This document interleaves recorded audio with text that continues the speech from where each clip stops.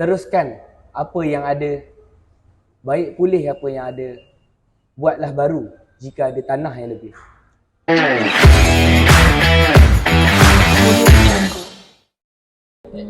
Assalamualaikum, salam sejahtera dan salam jiwa Burhan. Hari ini bersama saya lagi, Denia, dalam konten Borak Burhan. So hari ini bersama saya ditemani oleh saudara Mus. So yang kenal Mus saya je. So hari ini saya nak minta tolong Mus untuk kenalkan diri Mus. Nama penuh, nama samaran, Mus belajar kat fakulti mana, kos apa, tahun keberapa, and then peranan Mus dalam KBH. Okay, baik. Bismillahirrahmanirrahim. Assalamualaikum. Nama saya Muhammad Akil Mustaqim bin Muhammad Azhar. Tapi panggil saya Mus je. 3 huruf je. M-U-S. Mus. Senang nak ingat. Senang. Saya pelajar tahun 2 daripada Fakulti FPEN. Saya daripada kos TESOL, Teaching English as Second Language. So boleh cakap bahasa Melayu kan ni? Boleh je. Boleh. Teaching English as Second. Okay. Bahasa kedua lah. Saya still sayang bahasa saya yang pertama, iaitu bahasa Melayu. Jadi peranan saya di KBH, saya merupakan eksekutif 4K. Okay, kat KBH dia orang akan panggil 4K. Tapi sebenarnya eksekutif kebajikan, keselamatan, komuniti dan kaunseling. K. So nak singkatkan kan. Setiap kali nak sebut full tu pening juga kan. Jadi 4K.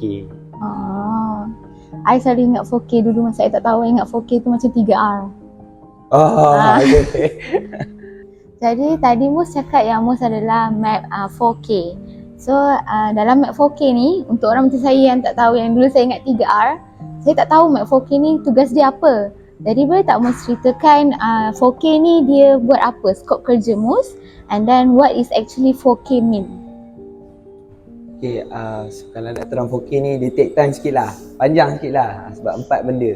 Tak apa, kita Dan boleh saya drag. kena terang one by one lah. So kita start dengan K yang pertama lah, iaitu kebajikan.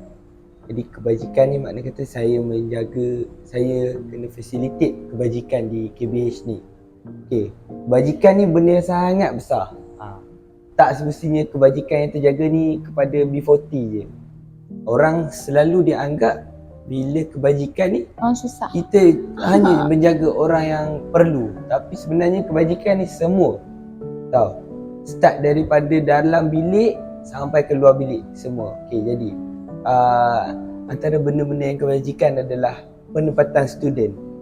Bila time cuti, diorang ditempatkan di mana? Student KBH kita ni, warga Burhan ni. Dekat mana diorang akan stay? Macam mana diorang nak stay? Okey, seterusnya P40 lah. Kan kita kena salurkan lah.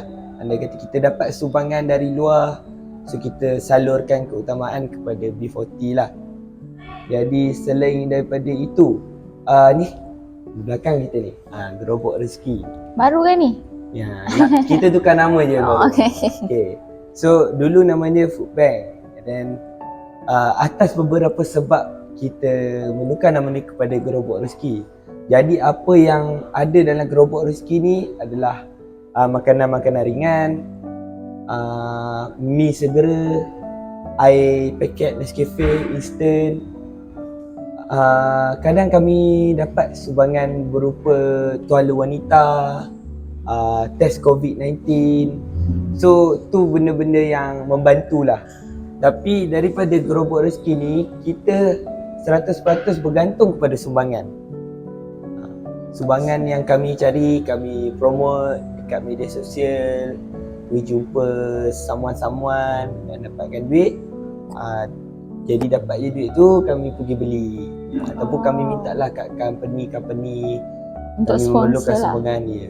Jadi di gerobok rezeki ni kami menerima sumbangan berupa wang ringgit, makanan yang tak expired lagi, dan barang-barang untuk diri sendiri, barang untuk peribadi lah, sabun mandi ke, tuala wanita. Sebab masa saya handle food bank dulu, baru saya sedar yang kemiskinan tuala wanita tu berlaku sebenarnya. Saya tak pernah tahu benda ni. Saya tak tahu benda tu mahal.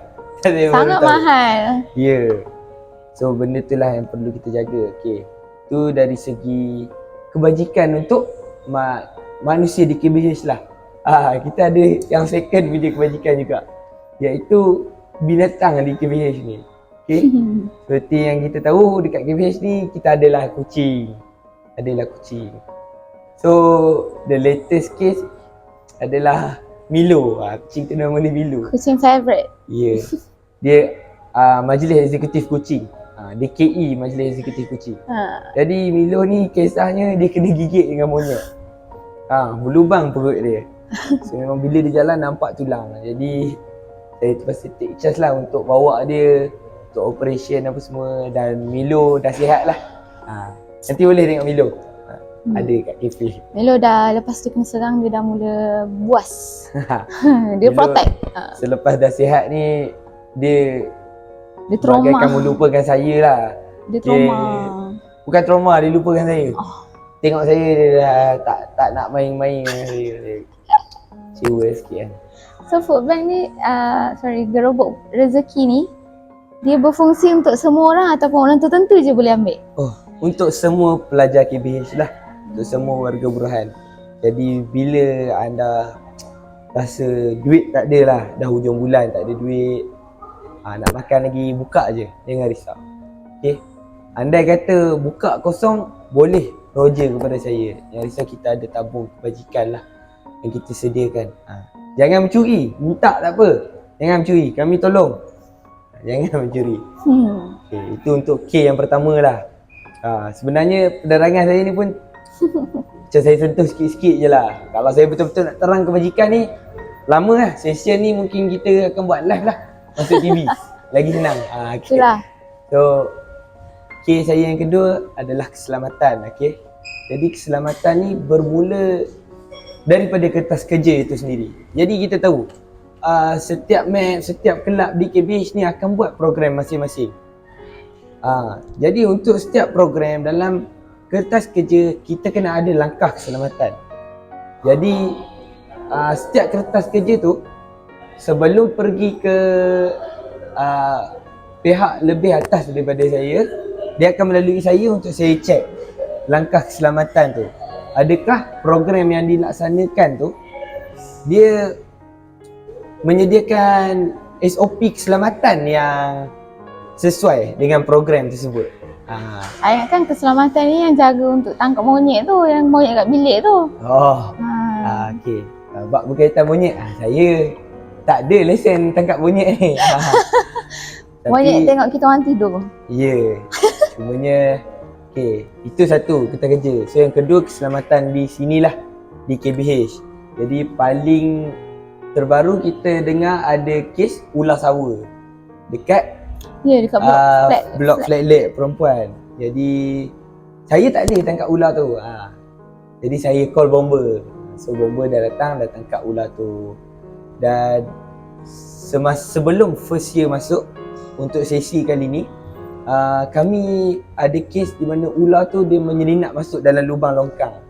Jadi saya pun take action dan bagi tahu kepada pentadbiran untuk kita panggil kontraktor dan tutup lubang tu lah. Jadi itulah kerja saya.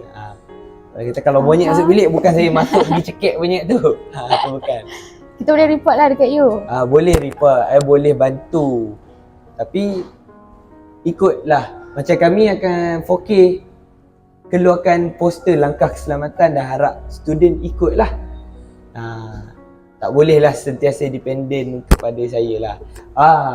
Okay, selain daripada tu, andai kata malam-malam kunci rosak, kan boleh lah. Student selalu roger saya dululah sebelum diorang contact fellow. Itulah. Itu K yang kedua. Okay, keselamatan. Bergerak kepada yang ketiga lah, community. Jadi dari segi community ni, saya lebih kepada menjaga. Bukanlah menjaga, dia macam memastikan kesejahteraan sesama komuniti. Okay? Seperti yang kita tahu di KBH memang ramailah student daripada pelbagai kaum. Okay? Bukan saja daripada tiga yang main, iaitu Melayu, Cina, India. Tapi kita ada banyak lagi IBAN daripada Sabah Sarawak, kita ada Tak ada Siam. international student. Yes, we have international student too. So saya antara orang yang perlu memastikan kesejahteraan di komuniti-komuniti ni, dan alhamdulillah komuniti di KBH ni dia bercampur. Okay, makna kata Melayu, Cina, India, dia tak mengira bangsa tau. Okay, you guys can go to the cafe and tengok semua lepak sekali je, tak kira bangsa. Betul. So untuk berlakunya rasis tu saya tak berlaku di sini. Sangat baguslah komuniti di KBH ni. Itu yang buatkan orang suka untuk stay di KBH. Saya bangga dengan anak Burhan. Macam tu. Okay, and lastly is counselling lah. Counselling ni sebenarnya dia macam sub kepada kebajikan jugalah. Counselling di mana ini adalah satu kebajikan dari segi mental health lah. Dia punya niche dia tu. Okay, jadi mental health ni kita tahu. Saya rasa Niau sendiri pun dah tahu. Mental health ni bukan perkara yang baru. Dia memang ada dari dulu lagi. Kesihatan mental. Jadi anda boleh jumpa saya untuk kita sembang jika anda ada masalah berkaitan mental health. Boleh jumpa saya. Saya akan sediakan macam Pujuk dia, teman dia. saya first step sajalah. Okay. Jadi dari segi selepas berjumpa saya, kita akan decide pula ke mana kita selepas ini. Sebab saya tak ada tauliah untuk bidang kaunseling ni. Jadi kita tengok pula. Okay, kita mungkin akan rujuk ke pakar ni. Dan di UKM sendiri kita ada pusat kaunseling UKM. So mungkin kita akan ke sana. So kita jumpa saya, kita akan decide. Kita akan refer ke mana.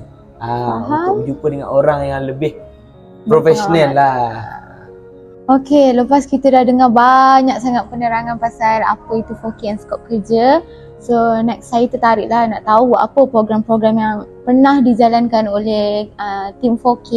Dengan apa yang korang akan jalankan nanti, program-program yang lebih menarik untuk kita orang tertarik nak join program you. Okay, so dulu saya pun sekretariat 4K sebelum saya naik ke MAC 4K.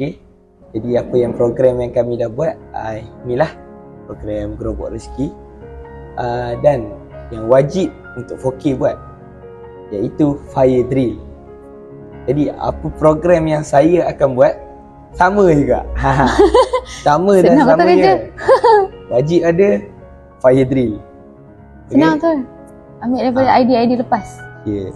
Bila akan buat fire drill ni? Tak boleh buat lah. Fire drill ni dia kena surprise.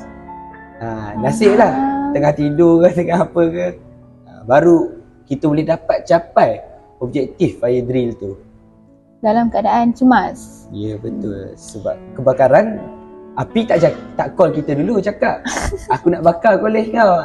Tak. Sebenarnya saya tertarik. Gerobok Rezeki ni dapat nama daripada Upin kan? Gerobok Rezeki ni sebenarnya daripada Syah, Bukan Upin eksekutif sukan KBH. So Syah yang cadang Gerobok Rezeki ni, dan kita Universiti Kebahasaan Malaysia, kita ni pewaris watan. Bagi saya memang kena guna bahasa Melayu tu. So Gerobok Bagus Rezeki lah. lah. Walaupun Ahmad Tesel tak lupa diri. Yes. Okay, jadi program saya yang kedua adalah program mental health. Berkemungkinan besar akan berkolaborasi dengan unit kaunseling UKM. So akan bermula bila itu kami belum finalize lagi. Tetapi program ni saya brief sikit. Dia akan berjalan sepanjang sesi lah. Sepanjang sesi 23-24. Oh, bila-bila masa je? Ya, betul. Objektif dia kami lebih kepada nak facilitate pelajar KBH yang ada mental health. Alamak. Alamak. Apa benda yang jatuh tadi tu kita buat tak nampak lah. Coki-coki. Coki-coki. Okay. Kita buat tak nampak je lah benda tu So, you dah habis cerita pasal program yang you telah jalankan, and after ni akan jalankan. Okay, so kita pun dah nak habis dah. Sikit lagi. Ya. Satu lagi program. Oh, belum. Okay, teruskan. Okay, Boleh. So, kami bercadang untuk buat 1 hari derma darah lah. under hashtag Burhan Cakna. So derma darah dan medical check for free. So kita faham student kita sebenarnya ramai tau nak derma darah. And then medical health punya check up tu, itu benda yang penting untuk kita sentiasa tahu tahap kesihatan diri masing-masing lah. Bila? See you soon. So kita pun dah nak habis, dah sampai penghujung konten dah pun. Jadi saya nak tanya dekat Mus, apa harapan you untuk warga-warga KBH yang you harapkan daripada diorang untuk kelab you and untuk map you, and then apa lagi lah yang you mengharapkan daripada diorang? Okay, baik. Sebelum saya pergi ke harapan lah, sebenarnya setiap map dia ada aset dia dan juga kelab under nasihat dia lah. Okay. Jadi saya start dengan aset dulu. Saya ada 2 aset. Ini satu Robot Rezeki dan satu lagi adalah bilik parcel.